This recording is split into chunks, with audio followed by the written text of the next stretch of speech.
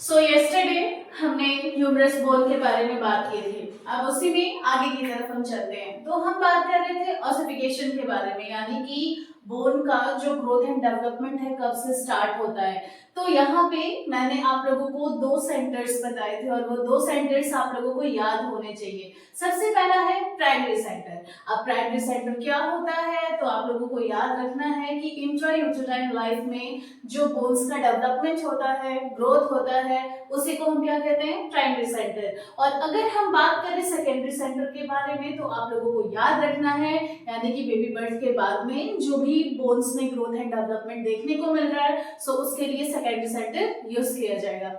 ठीक है, तो हम ह्यूमरस बोन के बारे में चर्चा कर रहे थे, यानी कि एक शाफ्ट होता है, आफ्टर दैट अपर एंड होती है एंड लास्ट लोअर एंड होती है। ठीक है, इसमें आप लोगों ने बहुत सारे पार्ट्स समझ लिए होंगे। ग्रेटर ट्यूबरकल क्या होता है, लेसर ट्यूबरकल क्या होता है, उसके साथ साथ ट्रोक्लेया हो गया, कैपिटुलम हो गया, लेटरल एपिकॉन्डाइल हो गया, मीडियल एपिकॉन्डाइल हो गया। और ये कुछ पार्ट्स इंपॉर्टेंट हैं, आप लोगों को पता होना भी जरूरी है।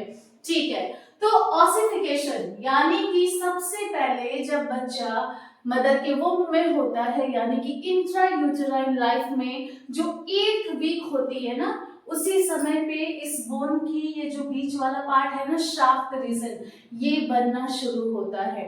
यानी कि सबसे पहली चीज पूरे ह्यूमरस में से शाफ्ट बनना शुरू होता है। कब शुरू होता है तो 8th week of intrauterine life. Okay, after that baby birth हो गया।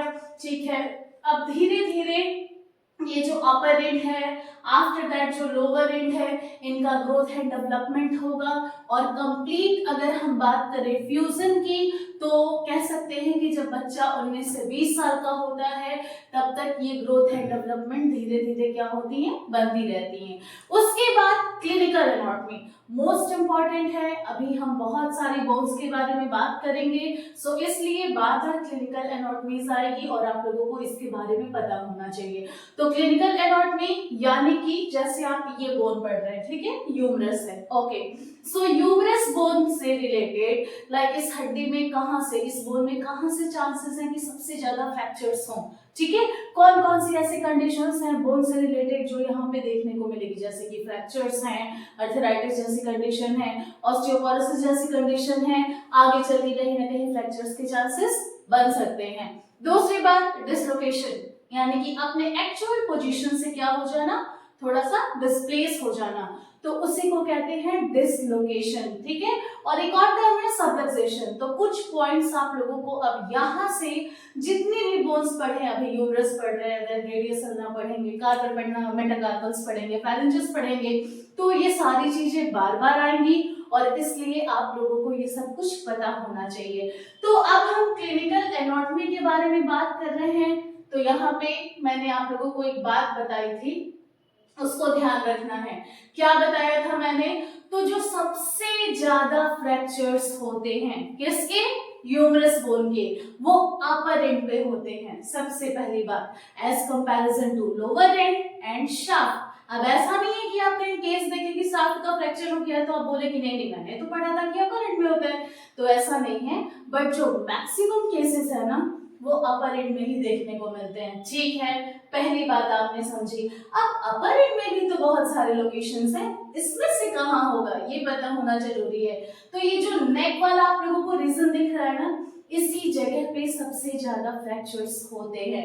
ओके, अब मैंने क्या बताया, अपर एंड में भी जो नेक वाला पार्ट है। ठीक है, अब आपने यहाँ पे नेक को अगर बेहतर तरीके से पढ़ा है तो आपको याद होगा, आपने एक एनाटॉमिकल नेक पढ़ा है और एक सर्जिकल नेक पढ़ा है।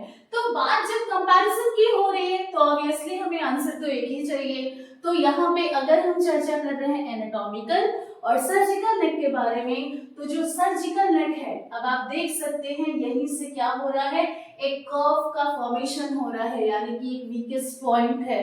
ठीक है, तो यहीं से क्या होते हैं, सबसे ज्यादा ह्यूमरस बोन के फ्रैक्चर्स देखने को मिलते हैं। यानी कि ये क्या है, प्रॉक्सिमल पार्ट है और नीचे वाला पार्ट होगा डिस्टल। अब प्रॉक्सिमल डिस्टल में किसी को प्रॉब्लम हो रही है तो अपने हाथ को देखिए, ठीक है। जो सबसे अंदर की तरफ है वो क्या होता है, प्रॉक्सिमल होता है। जो बाहर की तरफ है वो डिस्टल होता है। तो अपर एंड कहाँ हुआ, प्रॉक्सिमल की तरफ, लोअर एंड कहाँ हुआ, डिस्टल की तरफ। तो इस प्रकार आप लोगों को प्रॉक्सिमल और डिस्टल के बारे में एनालाइज करना आना चाहिए। ठीक है, पहली बात आप लोगों ने देखा कि जो नेक है, ठीक है, स्पेशली सर्जिकल नेक, वहां पे सबसे ज्यादा फ्रैक्चर्स के चांसेस देखने को मिलते हैं। जैसे कि कोई फॉल फ्रॉम हाइट, ऊंचाइयों से गिरा है, या गाड़ी से, बाइक से, स्कूटी से जा रहा था, अचानक से क्या हो गया, वो एक साइड में गिरा, फोर्स यहाँ पड़ा और तुरंत फ्रैक्चर हो जाते हैं।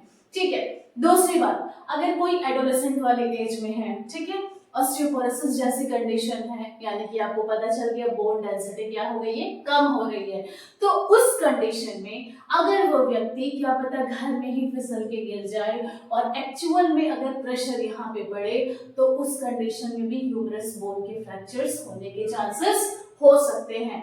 ठीक है, उसके साथ साथ मैं यहीं पे आप लोगों को एक और कंडीशन बता देती हूँ, इसके बारे में भी आप लोगों को पता होना जरूरी है। ठीक है, तो नर्स मेड एल्बो, ठीक है, ये थोड़ा सा एक कंडीशन है, आप लोगों को पता होना चाहिए, मैं इसके बारे में बता देती हूँ। तो आप लोगों ने देखा होगा जो 6 साल से छोटे बच्चे होते हैं ना, 6 वर्ष से कम वाले, तो उन लोगों में गलती से क्या कर दिया जाता है, लाइक लोगों को पता नहीं होता है। अब आप यहाँ देख सकते हैं स्क्रीन पे थोड़ा सा, तो आप बेहतर तरीके से समझेंगे। अब क्या हुआ, बच्चे का एक हाथ पकड़ के एक जगह से दूसरी जगह उठा के रख दिया गया, या आपने देखा होगा बच्चों का इस रीजन से हाथ को पकड़ के लोग गोल में घुमाते हैं। ठीक है, उस कंडीशन में यहाँ पे एक प्रकार की कंडीशन देखने को मिलती है, जहां पे जो लिगामेंट है ना, स्पेशली अगर हम बात करें कौन सी लिगामेंट है, तो एन्युलर लिगामेंट, वो क्या हो जाती है, खिंच जाती है अपनी एग्जैक्ट लोकेशन से। अब आपको पता होगा लिगामेंट का काम क्या है, एक बोन को दूसरे बोन से जोड़ के रखना। ठीक है, तो in the case of nurse made elbow, ठीक है, यहाँ पे होता क्या है, अब आप यहाँ देख सकते हैं ये जो बोन्स है ना, उसको बहुत बेहतर तरीके से इस डायग्राम में रिप्रेजेंट किया गया है। सो यहाँ पे ह्यूमरस बोन है। अब किसी के मन में अगर ऐसा आ रहा है कि ह्यूमरस बोन को क्यों नीचे रिप्रेजेंट कर रहा है, तो यहाँ आप देख सकते हैं ये जो बच्चा है, ह्यूमरस बोन कहाँ है, नीचे की तरफ है, और ऊपर की तरफ रेडियस अल्ना देखने को मिल रही है।